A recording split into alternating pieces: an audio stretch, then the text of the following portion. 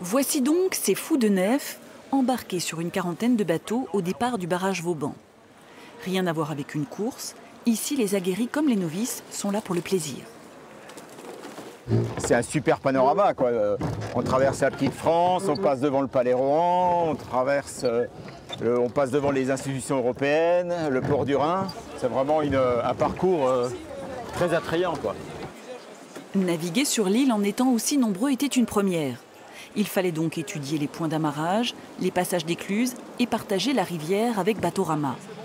Car si Venise réussit à organiser la Vogalunga, son marathon à la rame sur la lagune, il n'y a pas de raison pour que Strasbourg n'y arrive pas. Strasbourg est une ville d'eau avec un potentiel formidable de loisirs, de développement économique aussi. Et là, cette grande fête autour de l'eau que seraient les fous de nef à la Pentecôte prochaine, c'est une manière de retrouver aussi cette histoire. Surtout, c'est une grande fête de l'eau et une grande fête des bateaux, très conviviale, sans esprit de sport, mais d'esprit de randonnée. Et chacun y trouve son compte. On peut y venir en famille. Je prends la pagaie. Et des fois j'arrête et c'est papa et maman qui pilotent.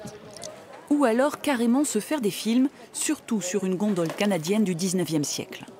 Il faut vous imaginer avec 2 fourrures que vous avez été chercher, les provisions pour 2 semaines et la poudre des fusils qu'il ne faut pas mouiller en descendant une eau vive. Les ours à gauche à droite, les Indiens. Au final, pour tous, c'est à la force des bras que se méritent les paysages. Pagayer, c'est un peu fatigant quand on n'a pas l'habitude, mais sinon c'est sympa, on se sent libre et tout ça, donc c'est bien. Et c'est tellement bien qu'après cette répétition générale, tous les volontaires sont attendus pour la première édition officielle des Fous de Nef les 9 et 10 juin prochains.